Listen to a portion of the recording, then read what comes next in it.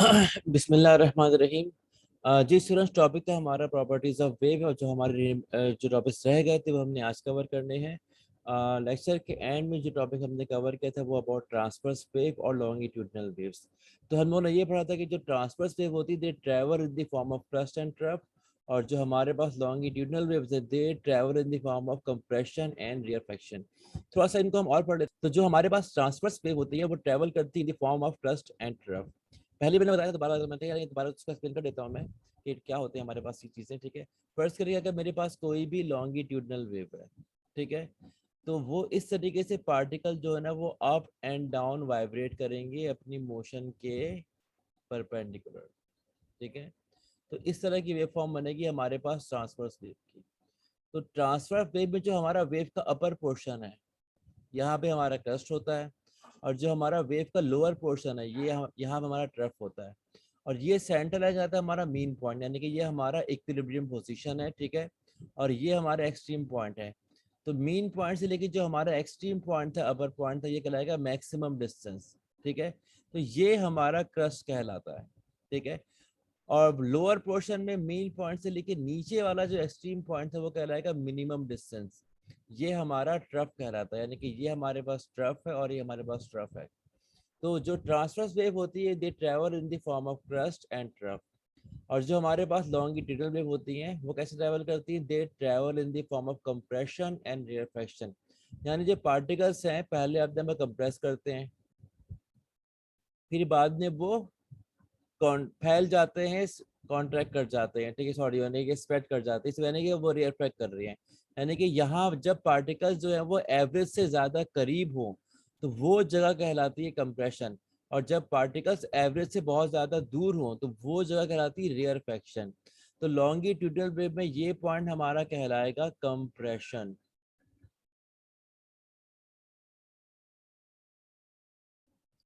और जहां पर हमारे पास पार्टिकल दूर दूर हो जाएंगे वो हमारे पास कहलाएगा रेयरफेक्शन। तो आमतौर पे जो स्प्रिंग की मोशन होती है, कैसे मैं कंप्रेस करूंगा या फिर स्ट्रेच करूंगा तो उसके अंदर इस तरह की मोशन होती है। ठीक है, अब स्प्रिंग नॉर्मली जो है ना इस पोजीशन के ऊपर है, जब वो कंप्रेस होगा तो उसके जो कॉइल, और जब उसके के कॉइल्स थोड़े दूर दूर हो जाएंगे तो यहाँ पर क्या होगा, रेयरफेक्शन हो गई, और ये इसकी नॉर्मल कंडीशन है। तो एवरेज से जब पार्टिकल ज्यादा करीब होंगे तो वो कंप्रेशन होगी, और जब पार्टिकल थोड़े दूर दूर होंगे, फर्दर अवे होंगे, तो वो रेयरफेक्शन होगी। तो transverse wave they travel in the form of crest and trough, और जो लॉन्गिट्यूडनल वेव थी they travel in the form of compression and rarefaction. यही डेफिनेशन यहाँ पे लिखी हुई नोट्स के अंदर। ठीक है, आप लोगों ने याद कर लेनी, वैसे इतनी इंपॉर्टेंट नहीं, यानी कि पेपर में नहीं आती है। पेपर में जो ज्यादा टॉपिक्स कवर होंगे वो वेव की टाइप, उसकी डेफिनेशन, ठीक है, और जो हम लोग टॉपिक आगे पढ़ने ये भी बहुत इंपॉर्टेंट है। ठीक है, मैकेनिकल वेव्स क्या होती हैं ये हम लोगों ने भी पढ़ना है, उसके अलावा इलेक्ट्रोमैग्नेटिक वेव्स क्या होती हैं। ठीक है, तो सबसे पहले इनकी बेसिक डेफिनेशन, यानी कि ऐसी वेव्स जिनको ट्रैवल करने के लिए किसी मीडियम की जरूरत हो वो कहलाती है मैकेनिकल वेव, यानी कि they must need a medium to travel. और जिन वेव को ट्रैवल करने के लिए मीडियम की जरूरत नहीं होती है वो कहलाती है इलेक्ट्रोमैग्नेटिक वेव्स। ठीक है, अब ये जितनी हम लोगों ने वेव्स पढ़ी हैं, स्प्रिंग के अंदर वेव है, वाटर के अंदर वेव्स है, या फिर स्लोप के अंदर भी, ये सब मैकेनिकल वेव है। तो साउंड वेव है ये भी हमारे पास मैकेनिकल वेव है, बिकॉज साउंड वेव को भी ट्रैवल करने के लिए मीडियम रिक्वायर्ड है। ठीक है, या तो वो साउंड जो है ना वो ट्रैवल करेगा थ्रू एयर, या फिर एनी सॉलिड्स और लिक्विड। अगर यूजुअली अगर हम आपस में बातें कर रहे हैं तो जो हवा है वो मीडियम है जो हमारी साउंड की वेव को आगे ट्रैवल करवा रहा है।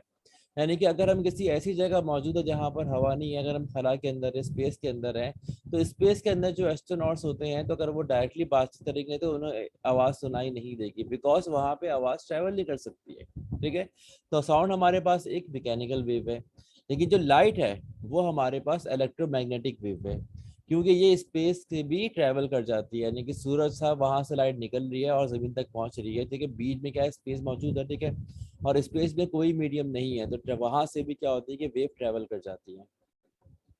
अच्छा, इससे पहले मैं जरा डिस्क्राइब कर दूं कि ये मीडियम का वर्ड बार बार आ रहा है, ये मीडियम होता क्या है। ठीक है, तो कोई भी मैटर एक मीडियम है। ठीक है, every matter is called medium. ठीक है, अगर हवा जो साउंड जो है वो ट्रेवल कर रही है हवा के जरिए, तो हवा एक मीडियम है। या वाटर के जरिए तो वाटर एक मीडियम है, या फिर कोई भी सॉलिड है वो सब मीडियम है। तो any matter is called medium, तो हर मैटर एक मीडियम कहलाता है, ठीक है। तो जहां पर कोई भी मैटर ना हो, तो स्पेस है, वहां पर हवा भी नहीं होती, ना कोई मैटर है, तो वहां पर कोई मीडियम नहीं है, उसे बोलेंगे वैक्यूम। यानी कि वो जगह जहां पर कुछ भी ना हो तो वो वैक्यूम कहलाता है, ठीक है। अगर हम अर्थ में हैं तो हर जगह पर कुछ हो या ना हो हवा लाजमी होती है। अगर हम हवा को भी किसी जगह से निकाल देंगे तो वहां पर वैक्यूम क्रिएट हो जाएगा। तो वैक्यूम में इलेक्ट्रोमैग्नेटिक वेव ट्रैवल कर जाती है, लेकिन मैकेनिकल वेव ट्रैवल नहीं कर पाती है, ठीक है। आपकी बुक में कुछ डिफरेंस है इन दोनों वेव के बीच में, बुक में तकरीबन 6 डिफरेंस हैं।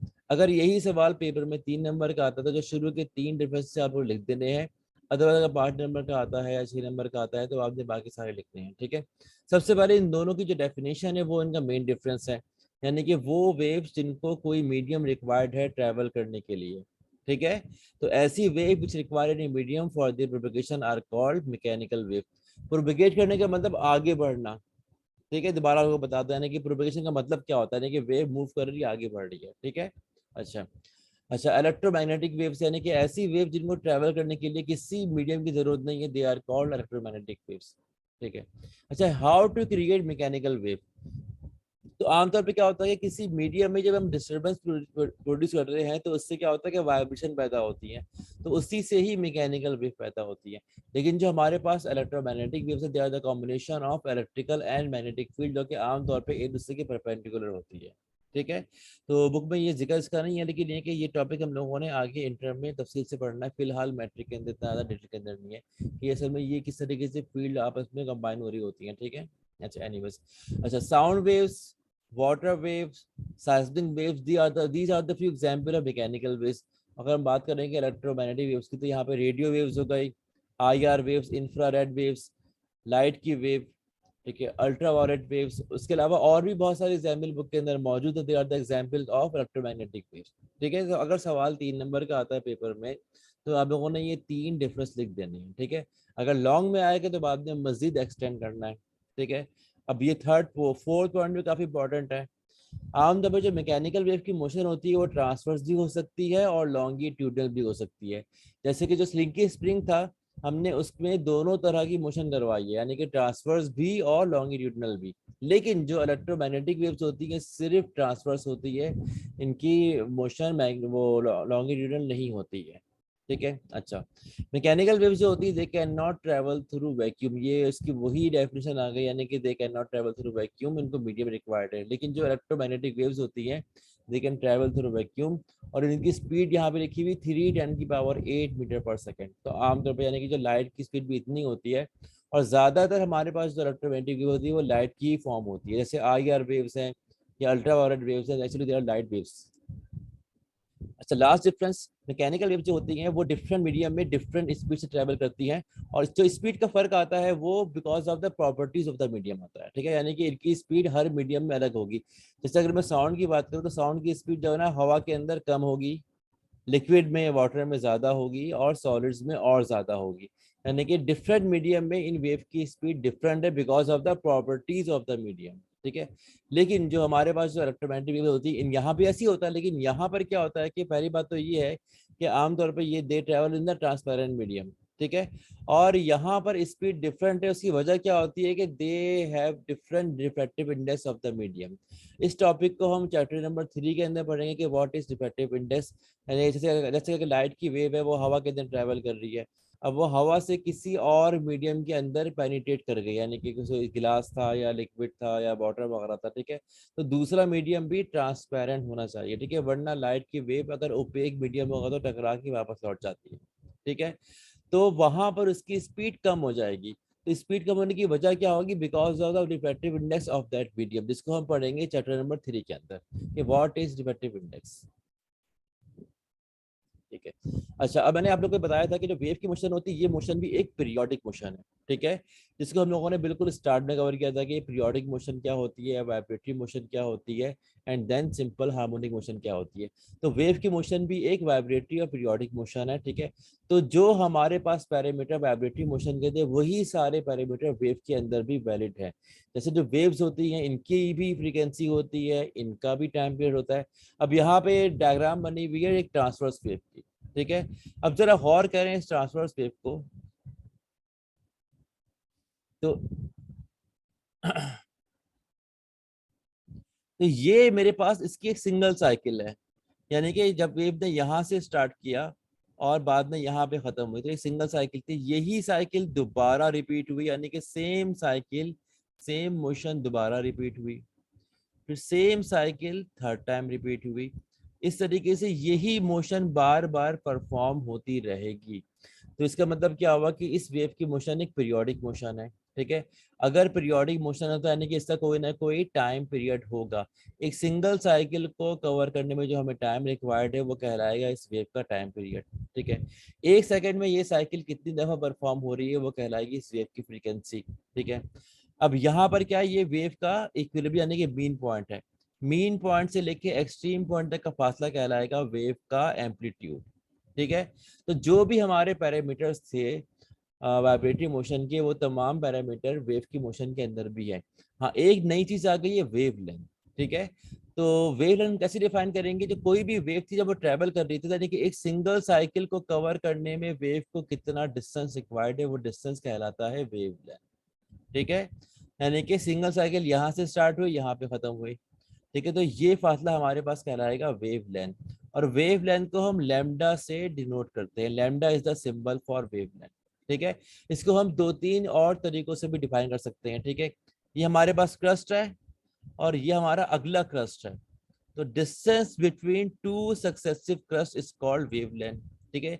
ये वही डिस्टेंस होगा, ठीक है। या फिर ये हमारे पास ट्रफ है और ये हमारे पास अगला ट्रफ है, तो distance between two successive trough is called wave length, ठीक है। तो ये भी वही लेंथ है, ठीक है। लेकिन कॉन्सेप्ट क्या है कि कोई भी वेव एक साइकिल को कितने कवर करने में कितना डिस्टेंस कवर करती है, वो डिस्टेंस हमारे पास कहलाता है वेव लेंथ, यानी कि इस वेव की लेंथ है, ठीक है। उसके अलावा जो बाकी सारे जो पैरामीटर्स वाइब्रेटरी मोशन के थे वो सब वेव के भी होते हैं। हर वेव की फ्रीक्वेंसी है, टाइम पीरियड है, ये इसकी सिंगल वाइब्रेशन है, यानी कि one cycle is called one vibration. और बाद में वेव लेंथ यानी कि वेव के लिहाज से एक नया कॉन्सेप्ट हमारे पास आ गया, ठीक है। अच्छा, मजीद आगे हम बढ़ते हैं तो बुक में एक सवाल है, ठीक है, कि किसी भी वेव की वेलोसिटी, फ्रीक्वेंसी और टाइम पीरियड का रिलेशन जो है ना उसको ड्राइव करें, ठीक है। तो वो रिलेशन क्या होता है, v equal to F lambda, यानी किसी भी वेव की वेलोसिटी जो होती है उसकी फ्रीक्वेंसी और वेव लेंथ के प्रोडक्ट के बराबर होती है, ठीक है। तो या तो सवाल क्या आएगा, prove that v equal to F lambda, या फिर drive the relation between the velocity, frequency and wavelength of a wave, ठीक है। तो यहाँ पे वेव की वेलोसिटी का भी जिक्र है, ठीक है। तो ये वही नॉर्मल वेलोसिटी, यानी कोई भी वेव है, वेव कोई पार्टिकल था, ठीक है, तो वो कितना डिस्टेंस कितने टाइम में कवर कर रहा है, तो वो उस वेव की वेलोसिटी कहलाती है। अब हम आते हैं टुवर्ड्स द डेरिवेशन, ठीक है। यानी कि मुझे पहले डिफाइन करनी है वेव स्पीड, और ये साबित करना है कि प्रूफ करना है कि v जो है ना it is equal to F lambda, या फिर drive a relation between velocity, frequency and wavelength of a wave, ठीक है। तो ज्यादातर डायरेक्टली जो है डेरिवेशन आएगी, वेव स्पीड की जो डेफिनेशन थी वो इतना ज़्यादा नहीं आती है। एनीवेज, कोई भी वेव जो है ना किसी भी गिवन टाइम में कितना डिस्टेंस कवर कर रही है उसकी वेलोसिटी कहलाती है, ठीक है। अब हम आते हैं टुवर्ड्स द डेरिवेशन, ठीक है। तो अगर मेरे पास कोई भी वेव है जो कि ट्रांसवर्स मोशन परफॉर्म कर रही है किसी वेलोसिटी, वेलोसिटी को मैं v बोल रहा हूँ, ठीक है। तो वेलोसिटी का फॉर्मूला क्या है, डिस्टेंस अपॉन टाइम, ठीक है। अब जरा ध्यान दे इधर, वेलोसिटी का फॉर्मूला है डिस्टेंस अपॉन टाइम।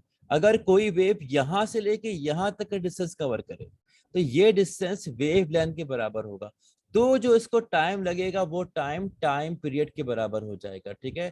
यानी कि अगर हमारे पास जो डिस्टेंस है, ठीक है, अगर डिस्टेंस हमारे पास वेव लेंथ के बराबर हो गया तो जो उसको टाइम लगा होगा वो टाइम बराबर हो जाएगा टाइम पीरियड के, ठीक है। वापस आते हैं टुवर्ड्स द डेरिवेशन, पर क्या था, वो वेवलेंथ के बराबर है, तो जो उसको टाइम लगा होगा वो बराबर होगा टाइम पीरियड के, ठीक है। तो यही इक्वेशन में डिस्टेंस की जगह मैं पुट कर दूंगा वेवलेंथ और टाइम की जगह टाइम पीरियड, तो v equal to lambda over capital T यानी कि टाइम पीरियड। तो 1/t को मैं अलग कर लूंगा, यहाँ पे 1/t यानी कि टाइम पीरियड के जो इनवर्स है वो बराबर होता है फ्रीक्वेंसी के, तो यही इक्वेशन बन जाएगी v equal to F lambda, यानी कि जो 1/2 था वो फ्रीक्वेंसी के बराबर हो गया इंटू लैम्डा, तो v equal to F lambda. यहाँ पर ये हमारी इक्वेशन ड्राइव हो गई। बहुत ही आसान सवाल है और बहुत इंपॉर्टेंट क्वेश्चन भी है, अक्सर पेपर में ये क्वेश्चन आता रहता है। ठीक है। अब हमारे पास सिर्फ एक ही टॉपिक रह गया, वो टॉपिक है रिपल टैंक का, लेकिन ये बड़ा टॉपिक है। पहले हमें डिफाइन करना है कि रिपल टैंक क्या होता है, इसे कैसे बनाते हैं, ठीक है। एक्चुअली रिपल टैंक के जरिए हम किसी भी वेव की प्रॉपर्टीज को ऑब्जर्व करते हैं, वाटर वेव की प्रॉपर्टीज, यानी कि वाटर वेव की कौन कौन सी प्रॉपर्टीज है उसको हम ऑब्जर्व कर रहे होते हैं, ठीक है। उसके बाद वेव की कुछ 4 अहम प्रॉपर्टीज है, जिनमें रिफ्लेक्शन, रिफ्रैक्शन, डायफ्रैक्शन और इंटरफेरेंस है। फोर्थ वन तो हमारे पास कोर्स में शामिल नहीं है, वो इंटर के अंदर है, लेकिन जो बाकी 3 प्रॉपर्टीज है, रिफ्लेक्शन, रिफ्रैक्शन और डायफ्रैक्शन, हमने इन तीनों प्रॉपर्टी को कवर करना है यूजिंग रिपल टैंक, ठीक है।